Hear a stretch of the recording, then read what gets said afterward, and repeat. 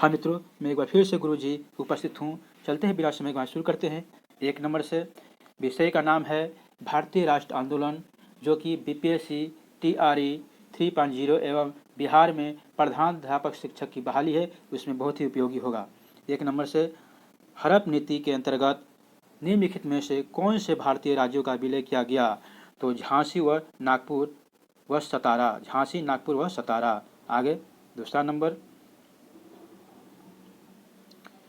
तथाकथित कुशासन के आधार पर किस गवर्नर जनरल ने अवध राज्य के प्रशासन को ले लिया था? तो लॉर्ड विलियम बेंटिंक ने ले लिया था। आगे, किसके समय में कलकत्ता में प्रथम न्यायालय की स्थापना की गई थी?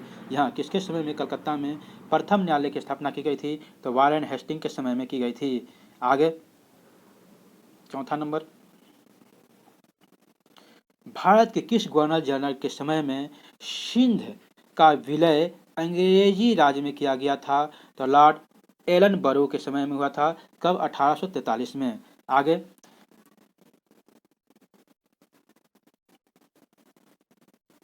राज अपहरण नीति एक ऐसी नीति थी जिसका उद्देश्य था, क्या उद्देश्य था? तो इसका उद्देश्य था अंग्रेजी ईस्ट इंडिया कंपनी की राज क्षेत्रीय सीमा को बढ़ाना। क्या क्या था? अंग्रेजी ईस्ट इंडिया कंपनी की राज क्षेत्रीय सीमा को बढ़ाना था। आगे, लॉर्ड वेलेजली की सहायक संधि, लॉर्ड वेलेजली की सहायक संधि को सबसे पहले किस शासक ने स्वीकार किया था? तो हैदराबाद के निजाम ने स्वीकार किया था। आगे,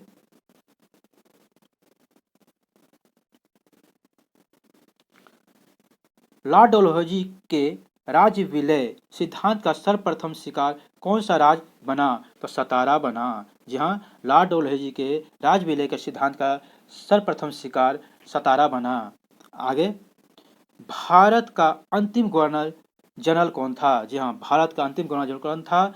तो लॉर्ड कैनिंग था। भारत का अंतिम गवर्नर जनरल कौन था? तो लॉर्ड कैनिंग था। आगे, टीपू सुल्तान की मृत्यु 1799 ईस्वी में कहाँ हुई थी? जी हाँ, टीपू सुल्तान की मृत्यु 1799 में कहाँ हुई थी? तो श्रीरंगपट्टनम में हुई थी। कहाँ हुई थी? श्रीरंगपट्टनम में हुई थी। आगे, किस अधिनियम के तहत वारेन हेस्टिंग्स बंगाल के प्रथम गवर्नर जनरल बनाए गए? जी हाँ, तो अधिनियम है 1773 का रेगुलेटिंग एक्ट।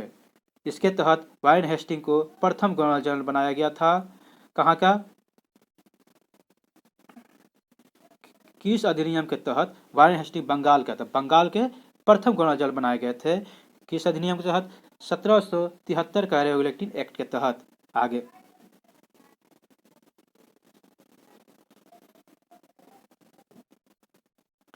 इसमें है निम्नलिखित युग्म का विचार कीजिए, भू राजस्व नीति और वर्ष। तो इसका देख लेते हैं, इसका केवल आंसर 2 है। तो रियायतवादी व्यवस्था और 1840 में किया गया था। आगे,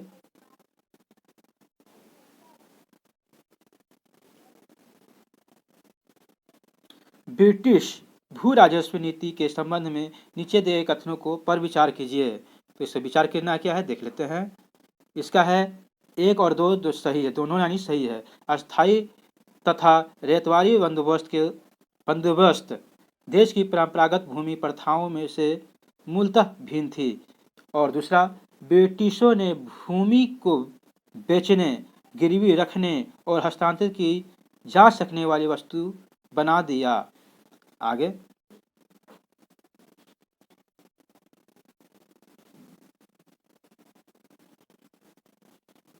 भारतीय स्वाधीनता आंदोलन का सरकारी इतिहासकार कौन था? ये बहुत ही इंपॉर्टेंट है। भारतीय स्वाधीनता आंदोलन का सरकारी इतिहासकार कौन था? तो इसका आंसर डी है, एस.एन. सेन। कौन? एस.एन. सेन। आगे, निम्नलिखित में किसने 1857 के विद्रोह को एक षड्यंत्र की संज्ञा दी? षड्यंत्र की संज्ञा दी sir James Outram and W Taylor ने दी थी। आगे, नाना साहब का कमांडर एंड चीफ कौन था? जी हाँ, नाना साहब का कमांडर इन चीफ कौन था? तो तात्या टोपे थे।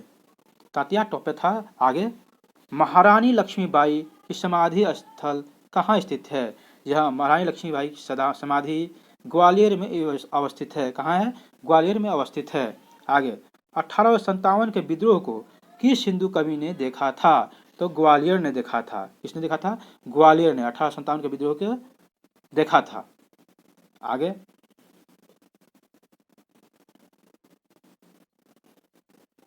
यह है सूची 1 को सूची 2 से सम्मिलित कीजिए तथा नीचे दिए गए कोड का प्रयोग कर सही उत्तर चुनिए। तो एक, बहादुर शाह द्वितीय जो थे कहाँ के थे? इलाहाबाद के, बहादुर शाह द्वितीय जो है दिल्ली के नेतृत्व कर रहे थे। 1857 विद्रोह था, दिल्ली के नेतृत्व कर रहे थे। और बिरजिस कादिर ये थे लखनऊ का कर रहे थे। बिरजिस कादिर कहाँ कर रहे थे? लखनऊ के। कुंवर सिंह कहाँ के कर रहे थे? तो जगदीशपुर बिहार से कर रहे थे। लियाकत अली कहाँ कर रहे थे? तो इलाहाबाद से कर रहे थे। लियाकत अली इलाहाबाद के नेतृत्व कर रहे थे। आगे देखते हैं,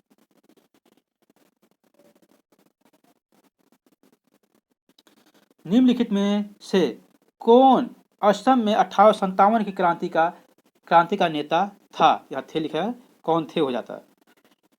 एक बार देख लीजिए, कौन असम में 1857 की क्रांति के नेता थे? तो दीवान मनीराम दत्त। दीवान मनीराम दत्त।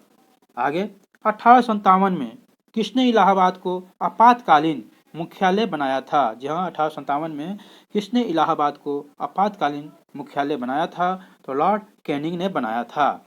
आगे, महारानी विक्टोरिया ने भारतीय प्रशासन को ब्रिटिश ताज के नियंत्रण में लेने की घोषणा कब की थी? जी हाँ, महारानी विक्टोरिया ने भारतीय प्रशासन को ब्रिटिश ताज के नियंत्रण में लेने की घोषणा कब की थी?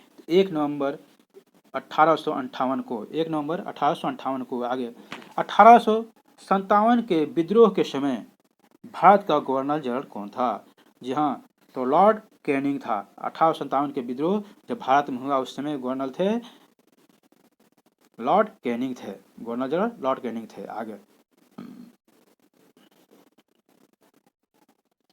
किसके शासनकाल में भारत में अंग्रेजी शिक्षा आरंभ की गई? जी हाँ, किसके शासनकाल में भारत में अंग्रेजी शिक्षा आरंभ की गई? तो लॉर्ड विलियम बेंटिंग के समय में।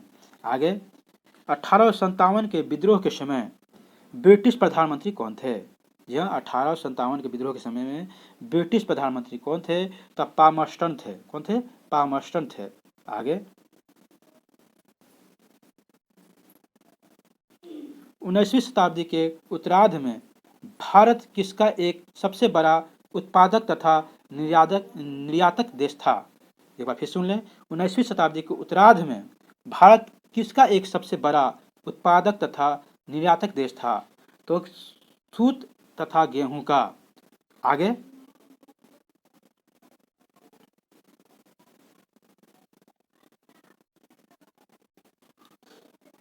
केलिको निम्नलिखित में से किससे संबंधित है? यानी केलिको किससे संबंधित है? तो भारत से यूरोप की निर्यातित कपड़ा को केलिको कहा जाता था।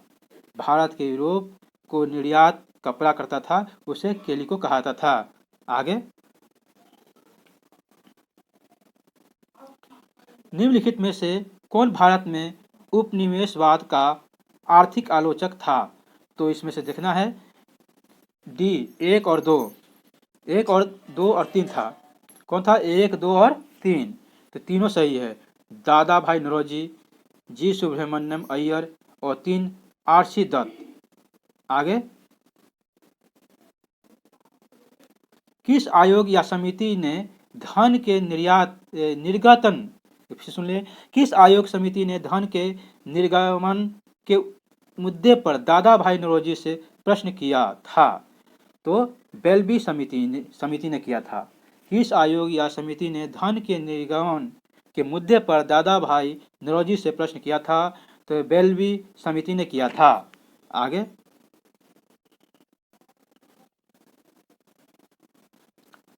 लॉटरी समिति संबंधित है 1817 का। लॉटरी समिति 1817 संबंधित है, किससे संबंधित है? तो शहरी नियोजन से संबंधित है। किससे संबंधित है? तो शहरी नियोजन से है लॉटरी समिति। आगे देखते हैं। भारत में प्रथम रेल लाइन निम्नलिखित में से किसने बिछवाई थी? तो भारत में रेल लाइन बिछवाई थी जॉर्ज क्लार्क ने। जॉर्ज क्लार्क ने किसने बिछवाई थी? जॉर्ज क्लार्क ने बिछाई थी। आगे, ब्रह्म समाज का सिद्धांत किस पर आधारित है? तो ब्रह्म समाज का सिद्धांत एकेश्वरवाद पर आधारित है। एकेश्वरवाद पर आधारित है। आगे, निम्नलिखित युग्मों में से कौन सम्मिलित नहीं है?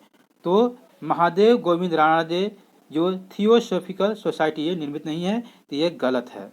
तो सही क्या है? राजा राम मोहन राय ने ब्रह्म समाज की स्थापना किया था 1928 में, और स्वामी दयानंद सरस्वती ने आर्य समाज का, स्वामी विवेकानंद ने रामकृष्ण मिशन का स्थापना किया था। आगे, प्रार्थना समाज का संस्थापक कौन था? तो प्रार्थना समाज का संस्थापक आत्माराम पांडुरंग था, यानी थे, इनका सम्मान देना चाहिए। हाँ, प्रार्थना समाज का संस्थापक कौन थे? तो आत्माराम पांडुरंग थे। आगे, निम्नलिखित में से कौन एक सही सम्मिलित है, ये देखना है। तो the servants of India Gopal Krishna Gokhale ने किया था। आगे,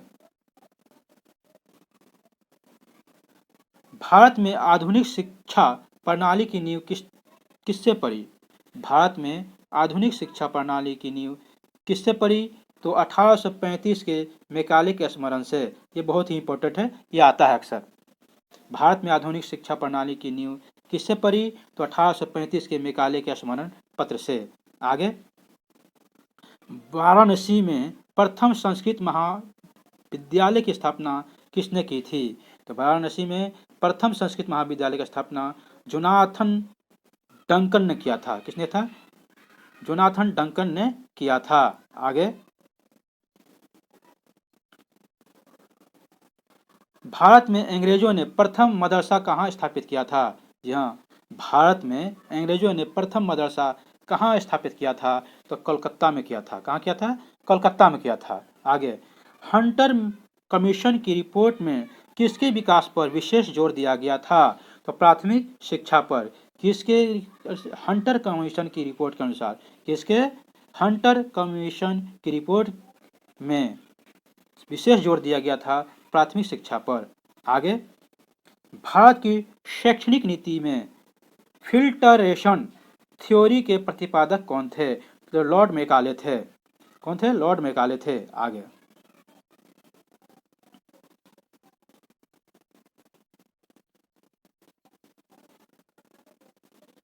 राजनीतिक सुधारों को लेकर विरोध करने वाले पहले भारतीय कौन थे? जी हाँ, राजनीतिक सुधारों को लेकर विरोध करने वाले पहले भारतीय कौन थे? तो पहले भारतीय थे बाल गंगाधर तिलक, राजनीतिक विरोध करने वाले। ठीक है। आगे, मद्रास महाजन सभा की स्थापना कब की गई थी? जी हाँ, मद्रास महाजन सभा की स्थापना कब की गई थी? तो वर्ष 1884 में की गई थी। आगे,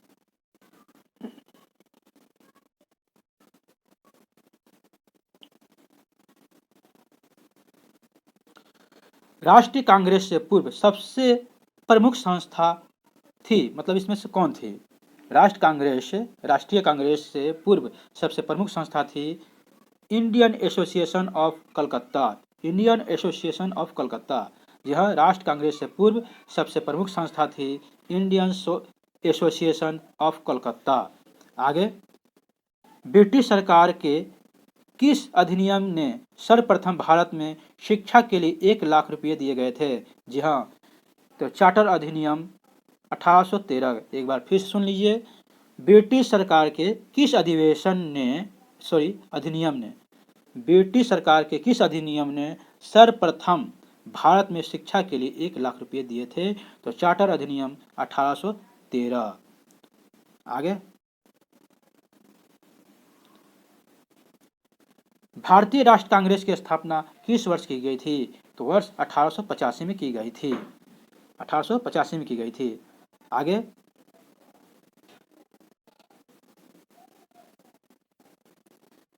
वर्ष 1938 के भारतीय राष्ट्र कांग्रेस के हरिपुरा अधिवेशन की अध्यक्षता किसने की थी? जी हाँ, कहाँ की? हरिपुरा अधिवेशन की अध्यक्षता किसने की थी 1938 में? तो सुभाष चंद्र बोस ने की थी। आगे,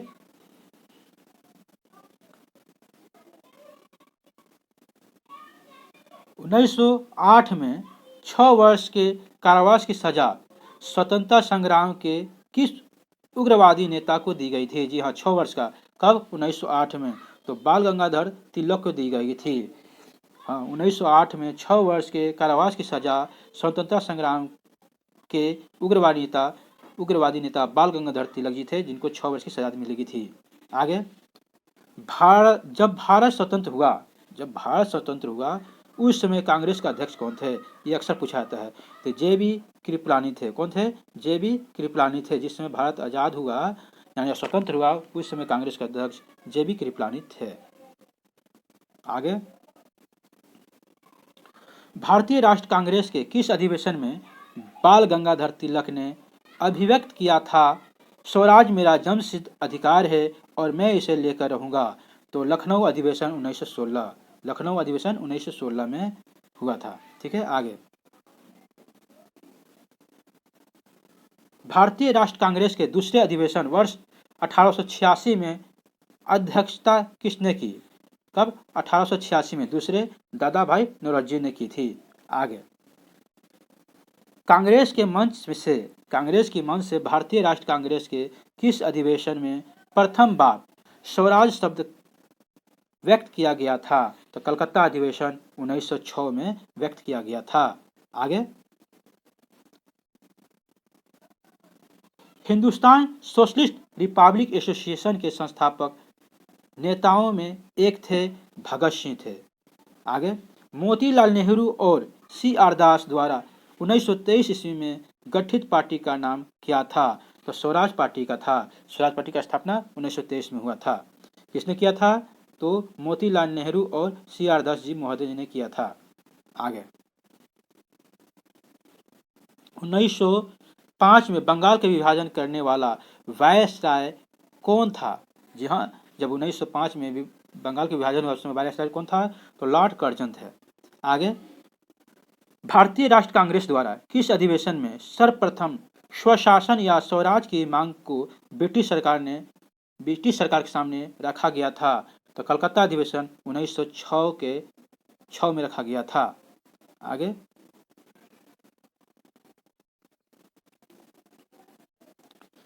निम्नलिखित घटनाओं का विचार कीजिए। तो पहले 4 है, स्वदेशी आंदोलन हुआ, फिर एक बंगाल विभाजन हुआ और फिर कांग्रेस का कलकत्ता अधिवेशन हुआ, उसके बाद में कांग्रेस का सूरत अधिवेशन हुआ। आगे,